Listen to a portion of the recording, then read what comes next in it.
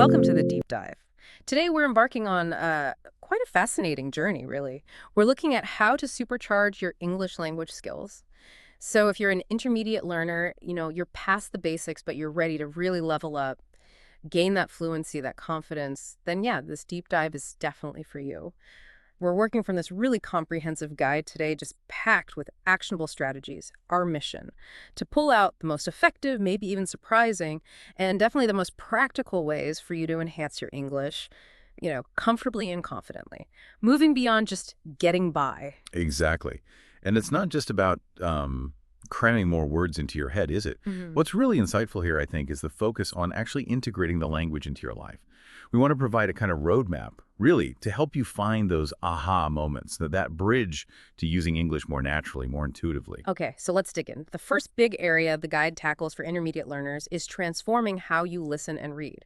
It's not just about consuming content, but the way you engage with it. That's right. A key takeaway here is the emphasis on engaging with, well, more complex content. For listening, that means consciously stepping away from the simplified stuff. Think podcasts on specific topics, maybe things you're really interested in, like entrepreneurship, or maybe science, tech trends, social issues, the kind of discussions you find on Spotify or Apple Podcasts. And it's not just audio, right? The source mentions visual things too. Yeah, documentaries are highlighted, things from National Geographic, TED Talks, BBC Earth, Hmm. that kind of level. And here's where it gets really interesting, I thought. It suggests challenging yourself by watching without subtitles. That feels like a big jump for an intermediate learner.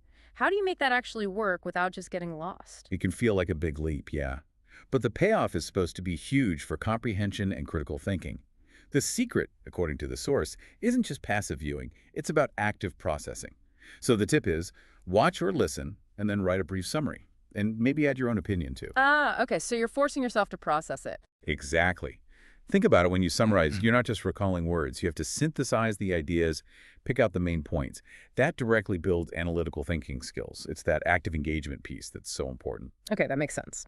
So beyond listening, the source also pushes hard on reading authentic content to strengthen your language core.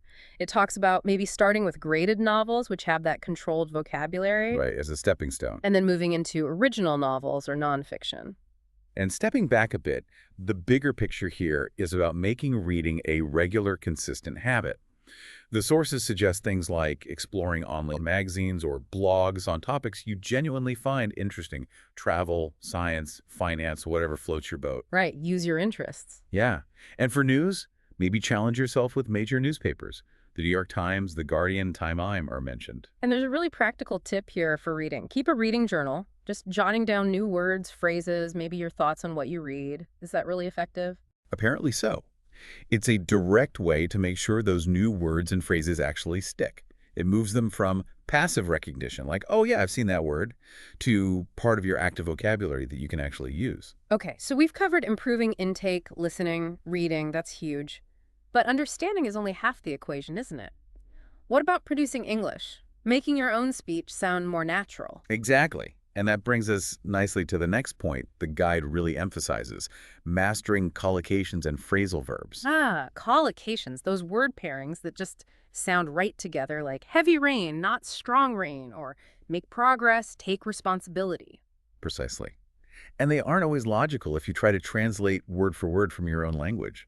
Knowing them is a big shortcut to sounding more native, more natural. It helps your brain chunk the language, maybe. That's a great way to put it. Instead of building sentences word by painful word, you start using these ready-made chunks, just like native speakers do. And then phrasal verbs, always a challenge. Oh yeah, essential but tricky. Things like run out of, look after, get through, they're everywhere. So how does the guide suggest tackling them? It mentions using flashcards, maybe apps like Phraselstein. Phraselstein, okay. Yeah, or specific books like English Collocations in Use. But the absolute key, it stresses, is creating your own example sentences. Right, making it personal. Yes, it's that active application again. Don't just memorize a list. Use them in sentences that mean something to you. That's how they become second nature. Okay, that makes sense. And there's another technique mentioned for sounding more native, shadowing and mimicking. Yes, this is a powerful one for pronunciation and rhythm. Basically, you choose some audio, a TED Talk, a YouTube clip, you listen, and then you immediately repeat it, sentence by sentence, or even phrase by phrase. So you're copying the speaker directly. Exactly. But the focus isn't just on getting the words right. It's specifically on copying the music of the language. The intonation, the voice goes up and down, the stress on certain words, the rhythm, even the natural pauses, and how words link together. Right, so it's like training your mouth and ears to the patterns of native speech. Precisely. It can feel a bit strange at first, like doing drills, but it really helps fine-tune your spoken English. Okay, powerful techniques there. Now let's talk about putting it all into practice, actually using the language. The guide strongly recommends speaking with native speakers. How should an intermediate learner best approach that? Is it just about finding anyone to talk to? Well, the goal for intermediate learners is really about building fluency and more natural expression, moving beyond just basic exchanges. The source points towards structured platforms first, maybe like italki, Preply, or Speakly, where you can find tutors for dedicated practice. Okay, so structured sessions can help. Yeah. But beyond that, it also suggests participating in things like public speaking clubs, maybe online debate groups or webinars where you actually have to contribute, get into real discussions. And there's a really insightful piece of advice here. Record your conversations and review them. I know listening back to yourself can be, well, a bit cringy sometimes, but what should you be listening for? Uh-huh. Yeah, it can be jarring. But it's so valuable. You're listening for your own pronunciation habits, maybe noticing sounds you struggle with, also identifying filler words you overuse. The ums, ahs, likes, and just assessing the overall flow and coherence of your speech. So it's like self-diagnosis. Exactly. It helps you pinpoint your specific areas for improvement. Looking at the bigger picture, this all seems to be about shifting English from just a subject you study to a tool you actively use. And the source introduces this really cool concept, learning through projects. What does that involve? This is where it gets really interesting, I think. It's about embedding English into authentic, meaningful tasks. The idea is to use English not just to practice, but to actually accomplish something real. Like what kind of things? Well, imagine starting a blog about a hobby you love, but doing it entirely in English. Or Yeah. maybe starting a YouTube channel reviewing films, or even a small podcast like this one, all in English. Wow. Okay, so using English to create something. Precisely. Yeah. Or you could create presentations, maybe for work or just for yourself, research topics you're curious about entirely in English, or even volunteer for international events or online communities where English is the main language. So the core idea is authentic engagement. Yeah. The source basically says, the more you use English in a meaningful way to achieve something you care about, the more fluent you'll naturally become. That's when you really start thinking in English. Okay, so we have all these great techniques for input, output, practice, but how do you pull it all together? How do you organize it? The guide talks about a personalized study plan. Yes, structure is really helpful at the intermediate stage, but it needs to be varied too. The source actually gives a nice sample weekly plan. It's just an example, of course, but it gives you an idea. Like Monday, listen to a podcast, then write a short reflection. Okay. Tuesday, maybe learn 10 advanced words or phrases and create your own sentences for them. Right, the active part again. Wednesday, watch a documentary, maybe discuss it with a language partner or friend. Thursday, focus on writing, could be an email, a blog post draft, an opinion piece. And Friday, maybe join a live speaking session online or participate in a forum discussion. So it covers all the bases across the week. Yeah, that kind of structured variety ensures you're developing all the different skills: listening, speaking, reading, writing, vocabulary. Another fascinating point the guide brings up is exploring English-speaking cultures. Why is understanding the culture important for just learning the language? Well, language doesn't exist in a vacuum, does it? Understanding the cultural context helps you use the language appropriately.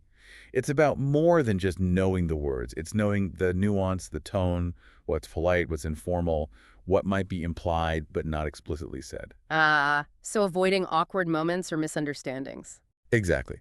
The source suggests watching movies, TV shows, reading news or articles from different English-speaking countries, the US, UK, Australia, Canada, and so on.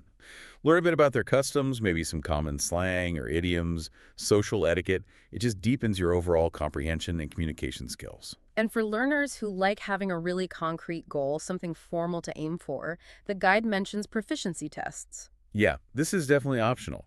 But for some people, preparing for a test like IELTS, TOEFL, or one of the Cambridge English exams, maybe the B2 first level for intermediate learners, can be a great motivator. How does test prep help beyond just getting a score? Well, it forces you to focus systematically on all skill areas. You work on specific academic vocabulary, you practice time management under pressure, you hone your structured writing. So even if you don't actually need the certificate for a job or study, the preparation process itself can significantly boost your overall English proficiency. Right, it gives you focus. And finally, none of this is going to work long term without staying motivated and actually seeing your progress, right? Absolutely crucial. The source recommends actively tracking your progress. You could use tools, maybe self-assessment checklists like the CEFR ones, that's the Common European Framework of Reference for Languages. Checking yourself against the B1 moving towards B2 descriptions can be really insightful. So you can see where your strengths and weaknesses are. Exactly. And Yeah. comparing your speaking or writing samples over time, maybe recording yourself now and then again in 3 months, that really shows you how far you've come, which is a huge motivator. And setting goals. Yeah, setting clear, achievable medium-term goals, like I want to watch a whole season of this series without subtitles by the end of the month, or I want to comfortably participate in one online discussion group per week. Those kinds of tangible targets keep you engaged. Wow. Okay, this deep dive has really shown that moving up in English at the intermediate level isn't just about, learning more words. It's a whole strategy involving active immersion, really engaging with complex stuff, mastering these nuances like collocations. And putting it into practice, speaking with natives, using it for real projects. Yeah, every step seems designed to build not just skill, but actual confidence. And that final reminder from the source really sums it up beautifully, I think. Fluency isn't about speaking perfectly. It's about speaking comfortably and confidently. That's such a great takeaway. Perfection isn't the goal. Comfortable confidence is. So, thinking about everything we've covered, what stands out most to you listening right now? Which one of these strategies feels like something you could try first? Something that could help you make your English feel more comfortable, more confident?